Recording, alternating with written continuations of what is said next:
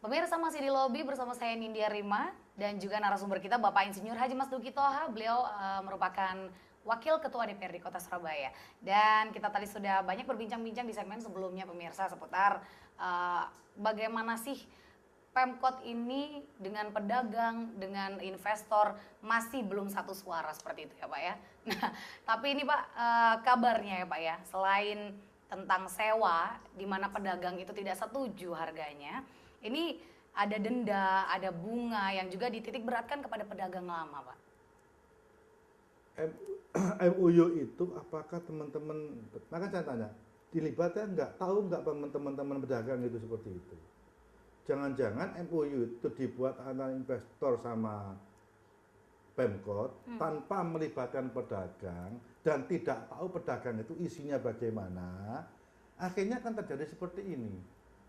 Ada dua versi, jangan-jangan pedagang memang nggak ngerti sama sekali, atau kadang-kadang pedagang ngerti tapi memang cuek karena memang dia belum masuk, gitu kan? Baik. Nah, ini kan harus ada, makanya saya katakan, Mbak, komunikasi sama pemerintah kota, sama pedagang ini kan nggak boleh putus aslinya. Kan sebenarnya putus. Sebenarnya wali kota itu gampang. Tugaskan SKBD terkait. Contoh misalnya asisten, siapa asisten yang bertanggung jawab masalah ini? Kawal terus sampai selesai. Tidak harus melibatkan wali kota. Siapa yang namanya misalkan kepala dinasnya, dinas industri dan pedagang dan industrian, masukkan di sana, kawal itu sampai selesai. Dengan syarat transparan, perjanjiannya bagaimana? Jangan-jangan memang ada perjanjian, nah, jika pedagang nanti tidak memenuhi maka dendanya sekian-sekian, ya kan kasihan pedagang, kasihan lagi, korban lagi. Nah, inilah yang namanya sosialisasi itu adalah menjadi tumpuan kita sebenarnya untuk mengkomunikasikan antara pedagang dengan Pemkot itu tidak terjadi kebuntuan sebenarnya, Mbak. Ini kan tidak dilakukan secara baik. Tidak terjadi keberuntungan itu apa Pak maksudnya? Kebuntuan, Mbak. Oh, kebuntuan, baik. Tidak jadi kebuntuan ini. Ini akhirnya buntu, Mbak, karena komunikasi ini tidak berjalan dengan baik. Ada sesuatu yang harusnya diketahui oleh pedagang, tapi tidak diketahui oleh pedagang. Mungkin bukti seperti tadi yang saya sampaikan, panjangan sampaikan, kena denda atau macam-macam. Karena repot, Mbak, MOU kalau kita nggak membuat itu kita nggak ngerti. Pedagang nggak pernah cerita Pak kepada anggota dewan nanti seputar itu denda. ada di komisi, Mbak, ada di komisi. Nanti kita akan coba. Tapi yang jelas yang saya tangkap itu di situ. Makanya dia merasa keberatan. Terus kenapa? Kenapa kok dia bisa keberatan? Apakah nggak tahu? Apakah memang karena dia belum bisa berjualan di situ? Sekarang kan begini, dia sudah nyicil, terus kena denda. Padahal kena denda, dia belum kerja di situ. Dari mana dia uangnya denda ini? Sebenarnya masukkan dulu dia ke stand dulu, berikan informasi, Pak, stand panjenengan sampai sudah nggak nyicil sekian bulan, ini denda sampean karena bapak begini ini. Kemungkinan dia ada solusi, bisa dia juga, ya Pak, nanti saya janji sekian.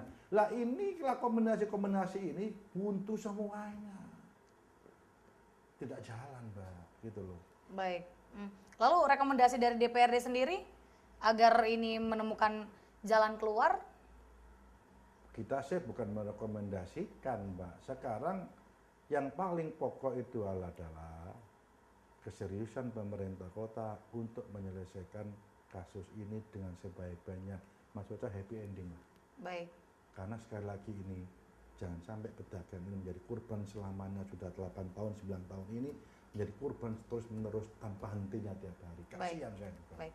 Keinginannya tadi kan dibawa ke ranah hukum ya Pak ya? Iya. Lalu agar Pemkot ini menggugat investor, bagaimana DPRD memberikan solusi? Sebenarnya kalau yakin pemerintah kota punya bukti-bukti yang otentik, yang bisa melawan investor, ayo kita dorong pemerintah kota untuk menyelesaikan secara hukum. Pasti akan dibantu ya Pak ya? Bukan kita bantu, kita dorong. Kalau butuh bukti dari DPR, dari komisi yang ada, kita carikan bukti ini, kita kasih bukti-buktinya. Kalau memang itu dipandang, jangan-jangan ya tadi, Mbak, bengok tok tidak pernah terwujud sama sekali karena dua faktor tadi, Mbak. addendum itu tidak pernah terwujud sama sekali sampai sekarang. Baik. Nah, menurut anggota Dewan sendiri kira-kira apa yang akan menjadi poin gugatan? Apa saja? Lu jangan tanyakan saya, Mbak. Yang gugat kan pemerintah itu yang membuat perjanjian. DPR kan nggak ikut menyetujui perjanjian itu, Mbak. Kalau mereka urusannya antara pemerintah kota dengan investor, bukan kita kan. Kita nggak diminta persetujuan kok. Dari pemberitaan-pemberitaan yang ada mungkin anggota Dewan tidak ingin memberikan rekomendasi poin-poin gugatan? Yo, kalau kita nanti diminta kan ada proses hearing, Mbak. Baik. Masuk jalan ke proses hearingnya. Nah, Pak, ini dari kabar yang mencuat ya Pak ya, investor ini layaknya maklar. Mereka katanya membuat bangunan Pasar Turi itu dari uang pedagang terlebih dahulu, disuruh membayar terlebih dahulu di depan, sekian persen, baru mereka membangun Pasar Turi. Apakah anggota Dewan mengetahui? Saya tanya, berapa uangnya terkumpul sih dari uang membayar itu? Nah, saya tanya sampean dulu, bisa saya nanti jawab. Berapa sih uang yang terkumpul dari para pedagang 3.600 itu membayar uang muka kepada investor? Saya ingin tahu. Kalau per orang 10 juta atau 50 juta, kan bisa ngalihkan aja. Baik. Itu kalau memang saya katakan sah-sah saja lah kita mengatakan bahwasanya yang namanya investor itu maklar, ya sah-sah saja. Memang tugasnya dia investor itu maklar. Kan investor itu tugasnya membangun dan apa itu menjajakan bangunannya itu untuk orang lain kan.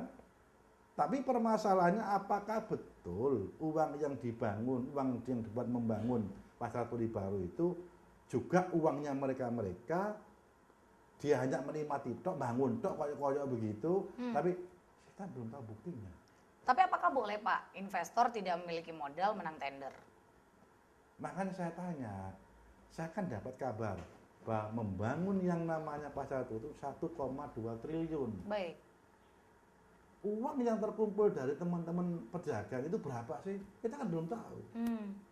Belum ada angkanya ya Pak ya? Kalau 50 juta per orang misalkan, kali 3.600 kan tinggal ngalikan berapa sih? Nutut enggak dengan 1,2 triliun itu.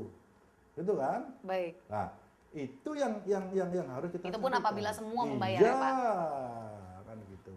Makanya saya katakan sah-sah saja siapapun mengatakan itu, dan saya pun ngamini saja lah masalah itu. Cuma saya pikir investor itu juga punya strategi. Cuma salahnya adalah materi daripada MOU itu yang harus diperkuat bersama. Jadi sebenarnya materi daripada MOU itu harus menguntungkan pemerintah kota secara ekonomi dan harus menguntungkan pedagang secara ekonomi juga.